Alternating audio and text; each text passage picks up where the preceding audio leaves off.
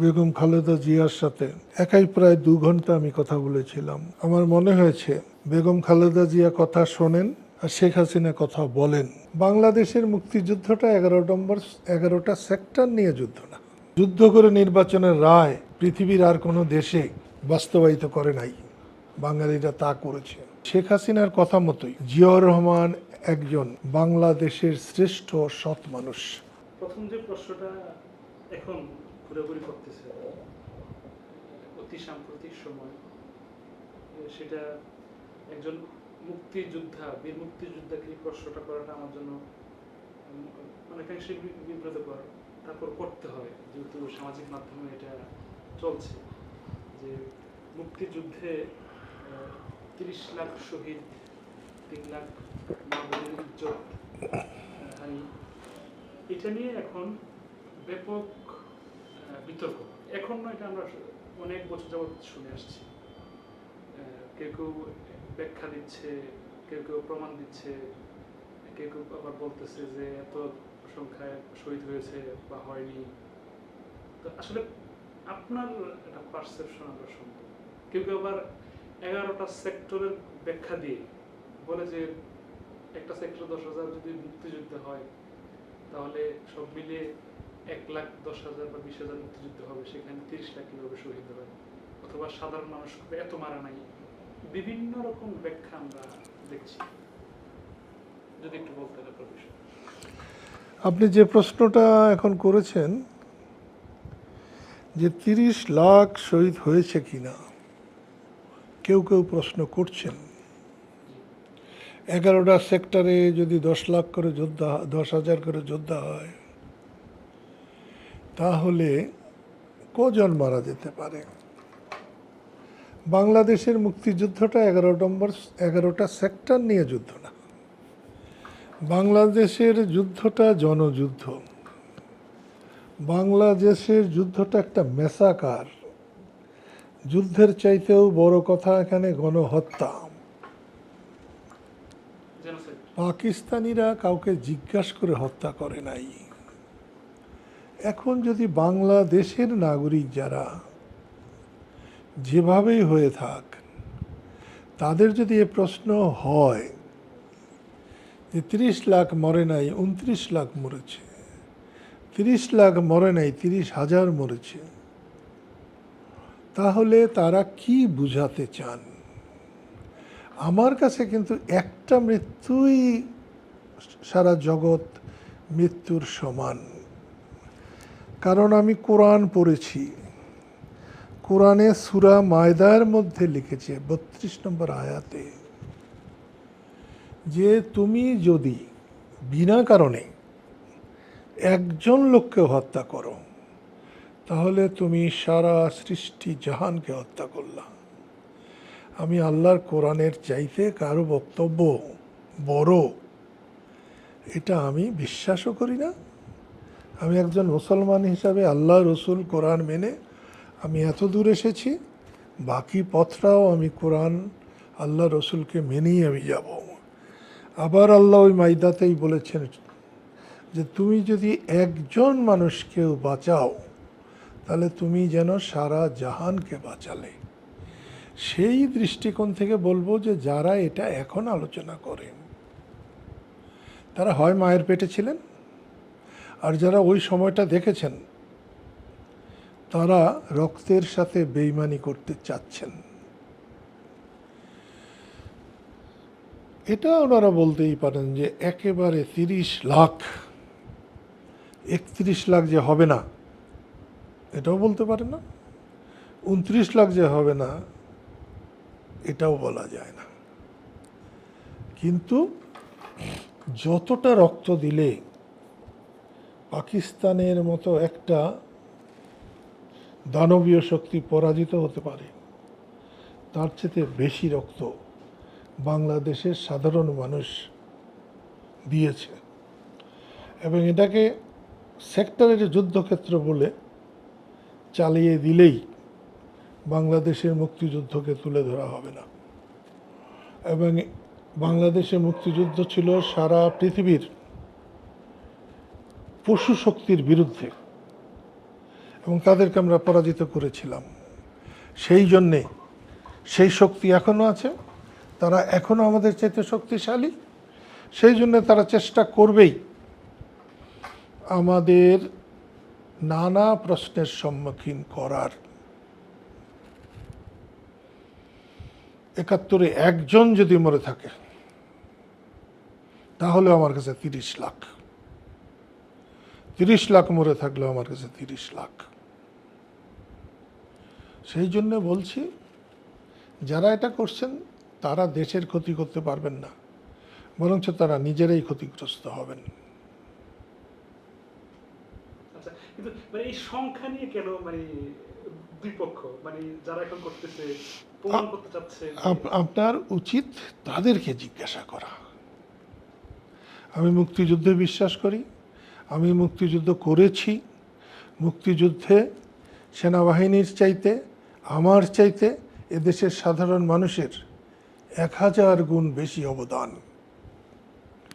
তাই তাদের ত্যাগের কথা আমি ভুলতে পারি না। 15 আগস্টকে ঘিরে আপনার জীবনে ঘটে যাওয়া ঘটনাগুলো একটু বলতেন। বঙ্গবন্ধুকে হত্যা করা হয়েছে, তারপরে বাংলাদেশের পরিস্থিতি হয়েছে আমরা গণমাধ্যমে দেখছি। আপনি যদি একটু সামারাইজ করতেন আর কি, যতটুকু বলা যায়। আসলে আমাদেরকে নিয়ে অসুবিধা হলো যে আমরা যখন ঘটনার সঙ্গে জড়িত, সেই ঘটনাগুলো যখন সামনে আসে, আপনাদের কাছে গল্প মনে হলো, আমাদের কাছে সেটা বড় বেদনার জিনিস। আমি অনেককেই দেখেছি, শুনেছি, তারা মুক্তিযুদ্ধের গল্প বলে এবং অনেকে মুক্তিযুদ্ধের গল্প শোনে। আমাদের কাছে মুক্তিযুদ্ধ কোনো গল্পও না, কাউকে শোনাবার মতো বিষয়টা না। আপনার কাছে সেদিনের বঙ্গবন্ধুর হত্যার ঘটনা একটা শুনবার জন্যে আকাঙ্ক্ষা থাকতে পারে, কিন্তু সবসময় আমাদের বলবার মতো পরিস্থিতি থাকে না, বলার ইচ্ছেও থাকে না। কারো পিতার মৃত্যু যদি একজন শুনতে চায়, তাহলে সে সন্তানের প্রতি ন্যায় বিচার করা হয় না। আমার কাছে বঙ্গবন্ধুর সেদিনের সেই মৃত্যু, সেদিনের সেই অবস্থা, ওটা কোনো স্মৃতি না, ওটা আমার জন্য যন্ত্রণা, আমার জন্য বেদনা। সেই জন্য ক্ষমা করবেন যে আমি সব সময় সব কথা বলতে পারি না। না, আপনি ভুল করছেন। যখন উনি আওয়ামী লীগের সভাপতি হন, তখন লতিফ সিদ্দিকী আওয়ামী লীগ করতেন না। আওয়ামী লীগের সভাপতি তাকে করা হয়েছে ডক্টর কামাল হোসেনের অনুরোধে, ডক্টর আব্দুর রাজ্জাকের ইসে, এবং তখন দলীয় একটা ছিল। সেই সময় সবার মিলিত প্রার্থী হিসাবে আরও কয়েকজন মিলে শেখ হাসিনাকে আওয়ামী লীগের সভাপতির প্রস্তাব করা হয়েছিল। এখানে লতিফ ভাই ভূমিকা ওরকম না। একটা জিনিস আপনি জানবেন, রাতের পরে যেমনি দিন, ঠিক তেমনি দিনের পরে রাত হবে। আজকে আওয়ামী লীগ পচে গেছে মনে হয়, কেউ স্বৈরাচার বলছে। আওয়ামী লীগ না হলে বাংলাদেশ হতো না, বাংলাদেশ না হলে আজকের এই প্রেক্ষাপট হতো না।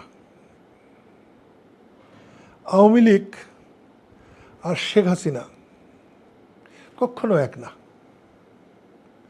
আওয়ামী লীগ এবং শেখ হাসিনার নেতৃত্বের আওয়ামী লীগ, এটা বঙ্গবন্ধুর আওয়ামী লীগ না। আওয়ামী লীগের প্রতিষ্ঠাতা হচ্ছেন মৌলানা আব্দুল হামিদ খান ভাসানী।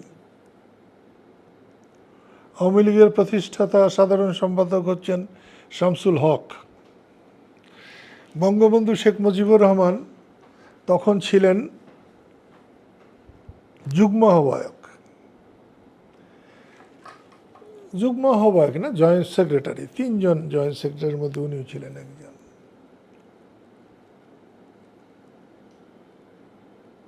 আওয়ামী লীগকে অনেকগুলো আঙ্গিকে বিচার করতে হবে। শেখ হাসিনার নেতৃত্ব কর্তৃত্বের আওয়ামী লীগ নিশ্চয়ই মানুষের আশা পূরণ করতে পারে নাই। কিছুদিন আগে জয় বাংলা স্লোগান দেওয়া জাতীয় স্মৃতিসৌধে কয়েকজনকে জেলে নেওয়া হয়েছিল। যারা জেলে নিয়েছিলেন তারা হয়তো খুশি হবেন, আজকে হয়তো 2-4 জন খুশি হবেন, কিন্তু ভাবিকালে ইতিহাসে এই জেলে নেওয়ার জন্যে, জয় বাংলা বলে যে বলায় জেলে নেওয়ার জন্যে তারা নিন্দিত হবেন এবং কঠিনভাবে নিন্দিত হবেন, কারণ এটা ইতিহাস স্বীকার করবে না। তো কিছু কিছু সময় কিছু কিছু জিনিস উল্টো স্রোতেও বইতে থাকে। সব দোষ শেখ হাসিনাকে দেব কেন? কিন্তু শেখ হাসিনা দোষী নন এটা বলার তো কোনো সুযোগ রাখা হয়নি। বঙ্গবন্ধু শেখ মুজিব আওয়ামী লীগের নন, বঙ্গবন্ধু শেখ মুজিব শেখ হাসিনার পিতা নন, শেখ রেহানার পিতা নন, তিনি দেশের পিতা। শেখ হাসিনার জন্মদাতা নিঃসন্দেহে, এই অর্থে জন্মদাতা আর পিতাকে একটু আলাদা করতেই হবে। তিনি জন্মদাতা হিসাবেও বাংলাদেশের জন্মদাতা, তাকে বানানো উচিত ছিল সারা দেশের, কম বেশি সারা দেশের মানুষের পিতা। বঙ্গবন্ধুকে আমার বোন শেখ হাসিনা আওয়ামী লীগের পিতাও রাখতে পারেন নাই। তিনি তার পিতাতে নিয়ে গেছেন কিনা তাকেই বিচার করতে হবে। আমি একটু অন্য ধরনের মানুষ। আজকে শেখ হাসিনার অসহায় বলে আমি তাকে খারাপ বলতে যাব, তা ঠিক না। আমি আজকে 20 বছর আগের থেকে যা লিখেছি, আমি লেখাগুলো পড়ছি বই ছাপার জন্যে। তার যখন চরম সুসময়, তখনও এগুলো আমি বলবার চেষ্টা করেছি। আপনি যখন রাষ্ট্রের দায়িত্ব নেবেন তখন শত্রুর দায়িত্ব আপনাকে নিতে হবে, শত্রুর মর্যাদাও আপনাকে রাখতে হবে। আপনার বিরোধীর জান মাল সম্পদ সন্তান সন্ততি সেগুলোর পাহারাদার হলেন আপনি, তাকে আপনি ছোট করতে পারবেন না। কিন্তু শেখ হাসিনা পদে পদে সবাইকে ছোট করেছেন। আমি একবার বেগম খালেদা জিয়ার সাথে একাই প্রায় 2 ঘন্টা আমি কথা বলেছিলাম। আমার মনে হয়েছে বেগম খালেদা জিয়া কথা শোনেন আর শেখ হাসিনা কথা বলেন, এটা ভালো কথা না। এইবার 15ই আগস্ট অনেকেই বঙ্গবন্ধুর মৃত্যুর দিনে নাচানাচি করেছে, গান গেয়েছে, কিন্তু খালেদা জিয়া আমাকে বলেছিলেন যে এরকম একজন মহান নেতার মৃত্যুর দিন আমার বুকে বাঁধে। আমি জিনিসগুলো সবাইকে মনে রাখতে বলি, আর কিছু না। যারা বঙ্গবন্ধুর বাড়ি ভেঙেছেন তাদেরও বাড়ি আছে, তারা তাদের বাড়িগুলো হাতে করে নিয়ে যেতে পারবেন না, বগল দাবা করে চলতে পারবেন না। তাদেরও অনেকের স্মৃতিসৌধ আছে, অনেকের বাড়িঘর আছে। সেই জন্যে যতটুকু শোভা পায়, যতটুকু মানায়, যতটুকু সভ্য সমাজ গ্রহণ করে, তার থেকে অতিরিক্ত করা ঠিক না। আমি স্ট্যাচু পছন্দ করি না, মূর্তি আমি পছন্দ করি না। আমি এটা বলেছি। বঙ্গবন্ধু স্ট্যাচু ভাঙা হয়েছে, স্ট্যাচুর মাথায় পেশাব করা হয়েছে। বঙ্গবন্ধু মুক্তিযুদ্ধের নেতা, তাহলে আমার মাথায় পেশাব করা হয়েছে। জিয়াউর রহমান একজন মুক্তিযোদ্ধা, তার মাথায় পেশাব করা হয়েছে। সব মুক্তিযোদ্ধাদের মাথায় পেশাব করে হয়েছে। মুক্তিযুদ্ধের ফসল বাংলাদেশ, সমস্ত দেশবাসীর মাথায় পেশাব করা হয়েছে। মুক্তিযোদ্ধাদের গলায় জুতার মালা দেওয়া হয়েছে, যেখানে মুক্তিযোদ্ধাদের গলায় সারা জীবন শুধু ফুলের মালা নয়, আরও যদি কিছু পবিত্র থাকে, সম্মানের থাকে, তার মালা মুক্তিযোদ্ধার গলায় থাকা উচিত। আজকে অন্তর্বর্তীকালীন সরকার ভিক্ষা করে খেতে পারত না যদি 1.5 কোটি মানুষ বিদেশে না যেত, বিদেশে না থাকতো, তারা রেমিটেন্স না পাঠাতো, তাহলে এই ফুটানি কারুর চলতো না। ব্রিটিশ ভারতে 50 সালে আকাল হয়েছিল, 50 লক্ষ মানুষ না খেয়ে মারা গিয়েছিল। আমার এই বাংলাদেশের 1.5 কোটি 2.25 কোটি বাঙালি যদি বিদেশে না যেত, তারা রেমিটেন্স না পাঠাতো, তাহলে এই বাহাদুরি কারুরই চলতো না। আর এই বাহাদুরির মূল হচ্ছে বাংলাদেশের স্বাধীনতা। এটা পাকিস্তান থাকলে 1.5 কোটি তো বিদেশে যাওয়া, 1,500ও যেতে পারত না। 1.5 লাখ পাসপোর্ট পাওয়া যেত কিনা, বাঙালিরা পেত কিনা, একটা সন্দেহ। আজকে যারা মন্ত্রী হয়, উপদেষ্টা হন, সারা পৃথিবী ঘুরে বেড়ান, লক্ষ লক্ষ হাজার কোটি যারা দুর্নীতি করে পৃথিবীর বহু দেশে বাড়িঘর বানিয়েছেন, দ্বিতীয় বাসগৃহ নাকি দ্বিতীয় হোমল্যান্ড, সেকেন্ড হোম, এর কিচ্ছু করতে পারতেন না। সেই জন্যে মুক্তিযোদ্ধাদের শ্রদ্ধা করা উচিত, সালাম দেওয়া উচিত, দুহাত তুলে আল্লাহর কাছে প্রার্থনা করা উচিত যে ওদের জন্যে আমাদের আজকের এই পরিবর্তন, আল্লাহ তাদেরকে রহমত করুন। আসলে শেখ হাসিনা আমার মায়ের মতো। পৃথিবীতে আমার মায়ের চাইতে কোনো সম্মানী ব্যক্তি নাই আমার কাছে, কেউ না। আমার বড় 2টি ভাই বোন মারা গেছেন।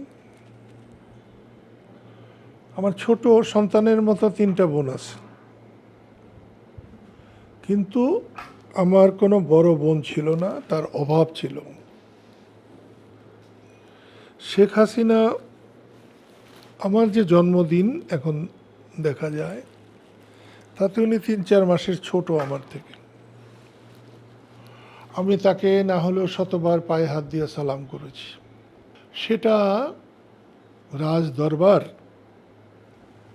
না জনপথ, না গৃহ, আমি এগুলাকে বিবেচনা করিনি। আমি কখনো এটাকে বিবেচনা করে পা ফেলি না। তো শেখ হাসিনার সাথে আমার সম্পর্কের কোনো দূরত্ব নেই। আমার ভাই বোনদেরকে আমি যেভাবে ভালোবাসি, তাকেও আমি সেভাবে ভালোবাসি এখনো। তার সাথে আমার দূরত্ব তার কর্মকাণ্ডের, তার বহু কর্মকাণ্ডকে আমি সমর্থন করি না। তিনি যখন দেশের প্রধান, সরকার প্রধান হয়েছেন, আমি মনে করি সবার জন্য তার দায়িত্ব আছে, এমনকি চোরের জন্যও তার দায়িত্ব আছে। সেটা বোধহয় উনি ওইভাবে গুরুত্বের সাথে উপলব্ধি করেন নাই। এটা আমার কাছে দূরত্ব আছে। তিনি বক্তৃতা করতে শুরু করলেই বিএনপি, জামাত এবং অন্যান্য বলেছেন। আমার এ ধারণাতেও আমার দূরত্ব আছে। বিরোধী দল সব সময় চেষ্টা করবে সরকারকে অজনপ্রিয় করা, সেটাই তাদের পবিত্র দায়িত্ব। সেই দায়িত্ব পালনে সরকারি দল বা সরকার অন্যায়ভাবে কোনো বাধা দিতে পারবে না। ন্যায়ত যতটুকু করার তার বাইরে যেতে পারবেন না। এটা আমার দূরত্ব আছে। আমি অনেকবার ওনাকে বলার চেষ্টা করেছি এবং সামনাসামনিও বলেছি যে আপনি দেখেন 6 মাস শুধু বিএনপি, জামাত আপনার বক্তৃতায় দাঁড়িয়ে এই কথাগুলো বাদ দেন, দেখবেন ওনারা না হলেও 10% জনপ্রিয়তা কমবে। অযৌক্তিক কথা সাধারণ মানুষ মানতে চায় না। এটা নিশ্চয়ই আমার ওনার সঙ্গে দূরত্ব আছে, কিন্তু ব্যক্তি জীবনে আমার কোনো দূরত্ব নাই। আমি আগেও তাকে মায়ের মতো সম্মান করেছি, এখনো করি।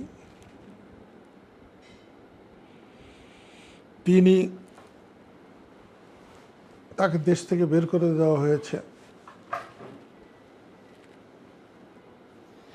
তার বিরুদ্ধে যে অভিযোগ আসবে তাতে আইনত তার এর প্রতিকার করতে হবে, প্রতিদ্বন্দ্বিতা করতে হবে। আমি সেটাকে সমর্থন করব, কিন্তু তিনি আইনের ঊর্ধ্বে, এটাকে আমি মানব না। আবার যারা আছেন তাকে আইন ছাড়াই তার বিচার করবেন, এটাকেও সমর্থন করব না। এখন যারা বলে শেখ হাসিনা পালিয়ে গেছে, ব্যাকরণগত দিক থেকে এটাকে আমি মানি না। শেখ হাসিনা পালায়নি। শেখ হাসিনাকে রাষ্ট্রীয়ভাবে তাকে এখান থেকে ভারতে পাঠানো হয়েছে, ভারত তাকে গ্রহণ করেছে। তিনি পালিয়ে গেলে, হ্যাঁ, অন্য একটা হেলিকপ্টারে যেতেন বুঝতাম, তিনি একটা যাত্রীবাহী বিমানে যেতেন, বলা যেত পালিয়ে গেছেন। তিনি সেনাবাহিনীর বিমানে গেছেন এবং ভারতে যে বিমান ঘাঁটিতে নেমেছেন। উনি যাত্রীবাহী বিমান বন্দরে নামেন নাই, উনি সামরিক বিমান ঘাঁটিতে নেমেছেন। তাই উনি পালিয়ে যান নাই। তাকে এক দেশ থেকে আরেক দেশে পাঠানোর জন্যে যে প্রক্রিয়া হয় সেই প্রক্রিয়াই করেছেন। তার বাবার হত্যার প্রতিবাদে তিনি পৃথিবীতে সবচেয়েতে আমার প্রতি কৃতজ্ঞ, এবং সেটা উনি তার শত শত কর্মকাণ্ডে প্রমাণ করেছেন। উনি আমার জন্য গভীর রাত পর্যন্ত না খেয়ে থেকেছেন। আমি কি খাইতে পছন্দ করি তিনি তার রাঁধবার জন্যে পাগলের মতো করেছেন। তার ছেলে মেয়েদেরকে যেভাবে উনি খাওয়ানোর জন্যেই থাকতেন, এখনও কোনো সময় সেটা উনি করেন। ওনার সঙ্গে ব্যক্তিগত আমার কোনো দূরত্ব নাই, কোনো অমিল নাই, কিন্তু তার কোনো কাজের সাথে, অনেক কাজের সাথে আমার মিল নাই। আমি জীবনে কখনো পদের জন্য লালায়িত না, কখনো ছিলাম না। আর আপনার কাছ থেকে এটা আমি প্রথম শুনলাম। আমাকে কোনো পদ দিতে হবে, কোনো দিতে হবে, আপনার কথার থেকে আমি এখন সেটা একটু আন্দাজ করলাম। দেশ স্বাধীন হওয়ার পরে বঙ্গবন্ধু আমাকে অনেকবার মন্ত্রী বানাতে চেয়েছেন। আমার কাছে মনে হয়েছে যে আমার অত্যন্ত কম বয়স, যাদেরকে আমরা নেতা বলে মানি তাদের সাথে আমি পেরে উঠব না, আমাকে আরও যোগ্য হতে হবে। সময় একটা সবথেকে নিয়ামক শক্তি। আমি এক মুহূর্তের জন্য একজন মুসলমান হিসেবে বলছি, শেখ হাসিনার কাছে আমি কোনো পদ চিন্তাও করিনি, কখনো না। রাজনৈতিক ব্যক্তি হিসেবে যেহেতু আপনার রাজনৈতিক করাকে স্বাধীন করেছেন, সেই হিসেবে ব্যক্তিগতভাবে আপনার কোনো কখনো ইচ্ছা পোষণ হয় নাই যে আমি রাষ্ট্রের একটা বড় দায়িত্ব বলতে আপনাকে আমি কিভাবে বিশেষণ করবো? না, আপনার ধারণাটা ভুল। আমার সবসময় মনে হয়েছে, এখনো মনে হয় যে আমি আমার সাধ্যমতো দেশের মানুষের জন্যে যাতে কাজ করতে পারি আমি সেটুক করব। যারা মন্ত্রী হয়েছেন বঙ্গবন্ধু মরে যাওয়ার পরে, সেই সময় আমাদের মনে হয়েছে যে আমরা আর কারো পিছনে কাজ করার আমাদের আর সুযোগ নেই। পিতা মরলে আরেকজনকে পিতা বানানো যায় না, জন্মদাতা একজনই হয়, এবং আমি মনে করি রাজনৈতিক নেতাও একজনই হয়। আসলে কিছুই বড় ফ্যাক্ট না, সবচেয়ে বড় ফ্যাক্ট হচ্ছে মানুষ, ভোটার। মানুষ এই জন্য বলছি যে রাষ্ট্র মানুষের জন্যে, মানুষ রাষ্ট্রের জন্যে না। তো এইখানটায় মানুষ যদি চায় তাহলে পুলিশ কি করলো, আনসার কি করলো, ভিডিপি কি করলো, ওইটা একেবারে প্রধান না। একেবারে প্রধান হচ্ছে মানুষ। এখন তো ঘোরার আগে গাড়ি আবার জুড়ে দেওয়া হয়েছে, বলা হচ্ছে 12 কোটি ভোটার। যদি 12 কোটি ভোটার হয় তাহলে জনসংখ্যা হওয়া উচিত 24 কোটি। 16 কোটি বা 18 কোটি মানুষের 12 কোটি ভোটার হবে না। এখানেও একটা কেমন যেন তবে একটা জিনিস বলবো, গত 50 বছরে, 50 কেন 70 বছর ধরেন পাকিস্তান থেকে আমাদের এই ভূখণ্ডের সবচেয়ে বড় সমস্যা হচ্ছে নির্বাচন। মানুষ নির্বাচন চায়, নির্বাচনে কিছু হোক বা না হোক মানুষ ভোট দিতে চায়। আইয়ুব খান এসে বুনিয়াদী গণতন্ত্র করে মানুষের ভোট হরণ করেছিল, তার পরিণতি ভালো হয় নাই। আইয়ুবের মতো লৌহ মানব তাকে মাটির মানব বানিয়ে ছেড়ে দিয়েছে এই দেশের মানুষ। আইয়ুব খানের পতনে শতকরা 90% কৃতিত্ব হচ্ছে পূর্ব পাকিস্তানের মানুষের, পশ্চিম পাকিস্তানের মানুষের অতটা কৃতিত্ব না। এরপরে ইয়াহিয়া খান নির্বাচনের রায়কে মানে নাই, যুদ্ধ করে নির্বাচনের রায় পৃথিবীর আর কোনো দেশে বাস্তবায়িত করে নাই, বাঙালিরা তা করেছে। আজকে যে যত কথাই বলুক না কেন, মুক্তিযুদ্ধ হয়েছে ভোটের অধিকার সুপ্রতিষ্ঠিত করার জন্য।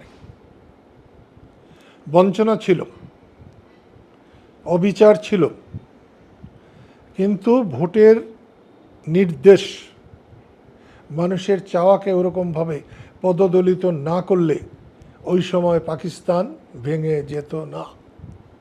শেখ হাসিনা 3 বার মোটেই ভোট হতে দেন নাই। যদি ভোট হতো শেখ হাসিনার পতন হতো, 5 বছর পরে শেখ হাসিনা দ্বিগুণ জনপ্রিয়তায় আবার ক্ষমতায় যেত। করেন নাই, সেই জন্য এটা হয়েছে। অধ্যাপক ইউনূস, তাকে আমি অত্যন্ত ভালোবাসি, সম্মানের চোখে দেখি। তিনি আমাদের দেশে একমাত্র নোবেল বিজয়ী, আমি তাকে সম্মান করতে চাই। কিন্তু তার গত 1 বছরের রাষ্ট্র পরিচালনা, সেই সম্মান পাবার মতো অবস্থায় তিনি সর্বক্ষেত্রে থাকতে পারেন নাই।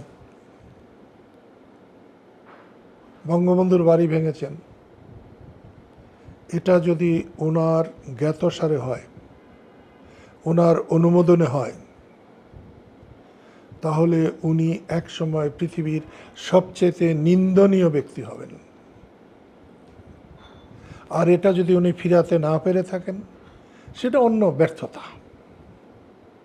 কিন্তু ওনার সমতে যদি হয়ে থাকে, তাহলে ওই যে হালাকু খান, চেঙ্গিস খান, তাদের যে হয়েছে, ওনার তার সাথে খুব একটা ভালো হবে না। বঙ্গবন্ধুর বাড়ি যখন ভেঙেছে, আমার তখন মনে হয়েছে আমি ওনার জন্যে 5 বছর, কম করে 5 বছর, এমন কোনো দিন নাই যেদিন পাহারাদারের মতো কাজ করি নাই।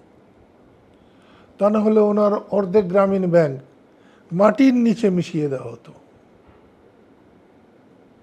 আমরা সেই সময় ডক্টর কামাল হোসেনের অনুরোধে আমি উল্কার মতো ছুটে বেরিয়েছি, ছায়ার মতো তার পাশে দাঁড়িয়েছি।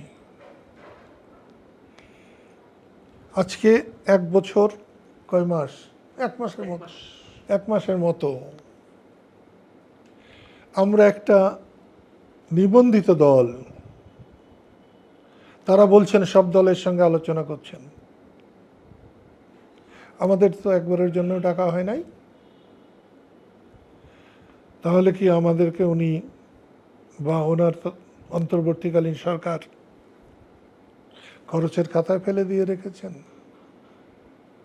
আমরাও হাসিনার অগণতান্ত্রিক কাজের বিরুদ্ধে দিন রাত আমরা সংগ্রাম করেছি। তাহলে তো উনি সঠিক কাজ করতে পারলেন না। উনি অনেক দলকে এখন পর্যন্ত তার তালিকাতেই নাই। এই 10-20টা দল নিয়ে দেশ না, যাদেরকে নিয়ে উনি এখন পর্যন্ত নড়াচড়া করছেন, তাদের দেশের 30% সমর্থনও তাদের নাই। গায়ের জোরে যাবেন? গায়ের জোর ক্ষণস্থায়ী, ন্যায় এবং সত্যের জোর, যুক্তির জোর চিরস্থায়ী। একটা জিনিস মানবেন, আওয়ামী লীগ, বিএনপি, জামাত, এগুলো আমার কাছে বিবেচ্য বিষয় নয়। আমার কাছে বিবেচ্য বিষয় হলো সাধারণ মানুষ, সাধারণ ভোটার। তাদেরকে বাদ দিয়ে আপনি ভোট করবেন, শেখ হাসিনার যে পরিণতি হয়েছে যারা করবেন তাদেরও ঠিক একই পরিণতি হবে। আমার নিবেদন হবে অবাধে ভোটাররা যাতে ভোট দিতে পারে। সেখানে শুধু আপনি আওয়ামী লীগ বলবেন, আওয়ামী লীগ আর হাসিনা এক কথা না, এখানে আপনারা ভুল করছেন। শেখ মুজিব হাসিনা এক কথা না, মুক্তিযুদ্ধ হাসিনা এক কথা না, মুক্তিযোদ্ধা হাসিনা এক কথা না, স্বাধীনতা হাসিনা এক কথা না। একটা জিনিস আপনাকে আমি বলি, এই যারা বৈষম্য বিরোধী আন্দোলনে যারা সফল হয়েছেন, তাদেরকে নিয়ে আমার একটাই অসুবিধা, যে তাদের এই বিজয়কে আমি সর্বান্তঃকরণে সমর্থন করি। তাদের বিজয় শুধু তাদের দ্বারা হয় নাই, তাদের বিজয় আল্লাহর তরফ থেকে হয়েছে। শেখ হাসিনার ব্যর্থতার জন্য হয়েছে, তার জুলুমের জন্য হয়েছে। যারা এই বিজয় অর্জন করেছে, তাদের পরবর্তী কার্যকলাপের জন্যে যদি তারা ব্যর্থ হয়, তাহলে ভাবিকালে আজ থেকে আবার 25 বছর পরে যে স্বৈরাচারের উদ্ভব হবে, তার বিরুদ্ধে যে জনগণকে দাঁড়াতে হবে, এরা ব্যর্থ হলে 25, 30, 50 বছর পরে আবার যে আন্দোলনের প্রয়োজন হবে, মানুষের মুক্তির প্রয়োজন হবে, এদের ব্যর্থতা সেই তাদের মুক্তির পথে বাধা হয়ে দাঁড়াবে। হতাশা আসবে, মানুষ বেরোতে চাইবে না, সাধারণ মানুষ অংশগ্রহণ করবে না। এইটাই হচ্ছে আমার কাছে সবচেয়ে যন্ত্রণার, সবচেয়ে বেদনার, সবচেয়ে কষ্টের। বাংলাদেশের মানুষ পিআর পদ্ধতি বোঝে কি না আমার তো তাই জানা নেই। আর মানুষ যা না বোঝে, ভোটার যা না বোঝে, তা হওয়ার কোনো সম্ভাবনা নেই, করা উচিত না। না, ডাকসুর নিয়মিত নির্বাচন হওয়া উচিত, নিয়মিত নির্বাচন হওয়া উচিত। এবং গত অনেকগুলো বছর নির্বাচন নাই বলেই আমাদের দেশে এত অশান্তি। এবং শুধু ডাকসু কেন, সকল শিক্ষা প্রতিষ্ঠানে নির্বাচন হলে তাতে নেতৃত্ব বেরিয়ে আসবেন। আমাদের দেশে তেমন কিছুরই অভাব নাই, শুধু উপযুক্ত নেতৃত্বের অভাব। স্যার, একটা বিষয় হচ্ছে যে আওয়ামী লীগ ক্ষমতা থাকার সময় আমরা ছাত্রলীগের কথা শুনে আসছি, আলোচনা হোক সমালোচনা হোক সেটা শুনছি। এখন আমরা ছাত্র শিবির বা ছাত্রদলের বিষয়গুলো শুনছি। এর ভিতরে যে কিছু শব্দচয়ন, যে রাজাকার, আলবদর বা আলবদর বাচ্চা বা রাজাকার, এই বিষয়গুলো কিন্তু কন্টিনিউ হচ্ছে। মানে এমন নয় যে মানে আওয়ামী লীগ বলতো শুধু এই জন্য মানে তাদের এই যে বিষয়, এখন তারা নাই, কিন্তু এই শব্দগুলো কিন্তু আবারও আছে। ব্যাপারটা আসলে কি? শব্দগুলো কি বাংলাদেশি বা রাজনীতির মাঠে মানে অবিসংবাদিত বা সবার জন্যই এটা অনিবার্য, যে কেউ বলতে পারে যে কাউকে, বা কারো সমালোচনা করলে সেই জামাত শিবির রাজাকার বা আলবদরের বাচ্চা এটা বলতে পারে? আমি জানি না আপনাকে আমার কি বলা উচিত, তবে রাজাকার রাজাকারই, রাজাকারদেরও সংশোধন হওয়া উচিত ছিল। আর একটা দেশ যদি সবাইকে গ্রহণ করতে না পারে সেটা দেশের দুর্বলতা। প্রধানমন্ত্রী হিসাবে যেভাবে তিনি রাজাকার বলতেন, আমি তার মুখ থেকে ওটা ওইভাবে আশা করি না। রাজাকার বললে পাকিস্তানি যারা, তারা তার চেয়েও তো বড়ই, পাকিস্তানের ইন্ধনেই তো রাজাকার হয়েছে। সেই পাকিস্তানকে আপনি গ্রহণ করতেছেন। আর রাজাকার আলবদর এরা ছিল মুক্তিযুদ্ধের সময় সবচেয়ে নিম্ন মানের পাহারাদার। তারা সেইখানে পাহারা না দিয়ে তারা খুন খারাপি করেছে, লুটতরাজ করেছে। এটা পাকিস্তানিরা করাবারই চেষ্টা করেছে। একটা বদনাম গায়ে দিয়ে দিতে পারলে তাকে দিয়ে কাজ করানো যায়। আর বিশেষ করে কুকাজের যদি ব্যাপারগুলো আসে, তাহলে কুকাজের জন্য খারাপ কাজটা কাউকে দিয়ে একবার করাতে পারলে তাকে দিয়ে দ্বিতীয়বারও সেই কাজ করানো যায়। এনসিপি একটি নতুন দল করেছেন, খুবই ভালো কথা। আরও 10টা দল হোক, মানুষের কাছে যাক, মানুষকে জয় করুক। জয় করা আর দখল করা এক কথা না। জয় করার জন্য একমাত্র অস্ত্র হচ্ছে ভালোবাসা, ভালোবাসা আর ভালোবাসা। কাজ, কাজ আর কাজ। গায়ের জোরে জনগণকে জয় করা যায় না। সেই জন্যে আমি খুবই চিন্তান্বিত, কারণ তারা খুব একটা সফল কাম হতে পারবেন না। এবং এটা খুবই রূঢ় সত্য যে মানুষ শেখ হাসিনার প্রতি যে পরিমাণ বিরূপ হয়েছিলেন, আজকে সেই পরিমাণ বিরূপ নেই। এটা যারা আন্দোলনের সফলতা এনেছেন তাদের জন্য একটা অশীনী সংকেত।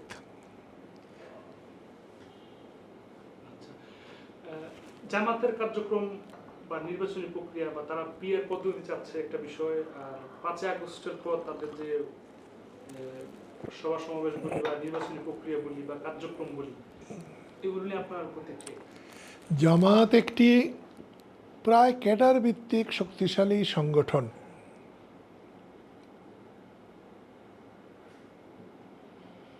কিন্তু আমার ধারণা,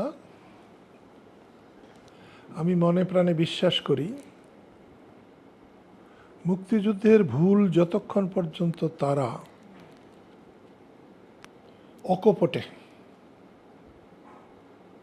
স্বীকার করতে না পারবে, আল্লাহর কাছে যেভাবে ক্ষমা চাইলে আল্লাহ ক্ষমা করেন, সেরকম বাংলাদেশের মানুষের কাছে ক্ষমা না চাইতে পারলে তারা খুব একটা ভালো করতে পারবেন না। তাদের জনভিত নাই। নির্বাচন যদি হয়, অনুষ্ঠান সংগঠিত হয়, তাহলে আপনার পরিকল্পনা কি? নির্বাচনে পরিবেশ থাকলে নির্বাচন করব। নির্বাচনকে ঘিরে আবার একটা জনশ্রুতিও আছে বা আগে পরে, সেটা হচ্ছে যে সেনাবাহিনীর হাতে ক্ষমতা যেতে পারে মানে যদি নির্বাচন না হয়, বা এমন কথাও আসছে যে বিএনপি যে কর্মকাণ্ড করছে এটা যদি তারা কন্টিনিউ করে তাহলে নির্বাচন হবে না, বা আবারও 111 মতো একটা পরিস্থিতি তৈরি হতে পারে। আপনার কি মনে হয় এরকম এমন কোনো সম্ভাবনা? নিশ্চয়ই হতে পারে না এমন কথা না। সেনাবাহিনীরা তো দয়া করে ব্যারাকে বসে নাই, কিন্তু সেনাবাহিনীকে যেভাবে ছোট করা হচ্ছে, এটা দেশের জন্য মঙ্গল নয়। আপনি ক্যান্টনমেন্ট উড়িয়ে দেবেন, এত শক্তি আপনার হয় না, এত হওয়ার কথা না, এগুলো ভালো কথা না।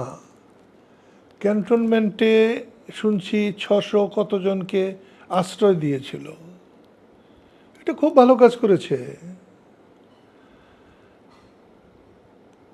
সেনাবাহিনী বহিঃশত্রুর হাত থেকে দেশকে রক্ষা করবে, সেনাবাহিনী তেমনি ভিতরের শত্রুর হাত থেকেও দেশকে রক্ষা করবে। এরকম গণহত্যা সেনাবাহিনী কেন মেনে নেবে? তাদের আশ্রয় দেওয়ার জন্যই বাহিনী বানানো হয়েছে।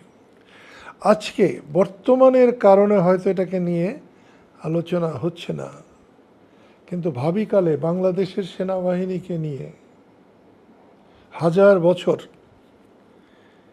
এই যে ক্যান্টনমেন্টে যাদেরকে আশ্রয় দিয়েছিল তারা যত অপরাধী হোক, এই আশ্রয় দেওয়ার জন্যে সারা বিশ্বে তাদের সুনাম ছড়িয়ে পড়বে।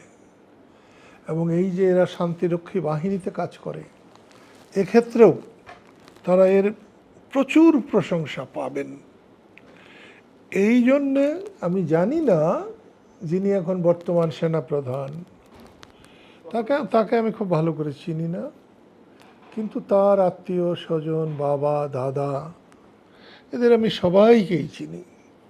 বঙ্গবন্ধুর হত্যার প্রতিরোধে আমি যখন সীমান্তে ছিলাম তখন তাদের বাড়ি ঘরও আমি দেখেছি। তারা একটা উচ্চ ফ্যামিলি, তার বাবা সেনাপ্রধানের বাবা জাজ ছিলেন, ডিস্ট্রিক্ট জাজ, তার নানা দাদা জমিদার, অত্যন্ত ভালো মানুষ তারা। উনি ভালো মানুষ হিসাবে যদি সেনাবাহিনীর বিরুদ্ধে এত কথা, তার কোনো প্রতিকার না করে থাকেন, তাহলে পরবর্তীতে এর জন্য জবাব দিতে হবে।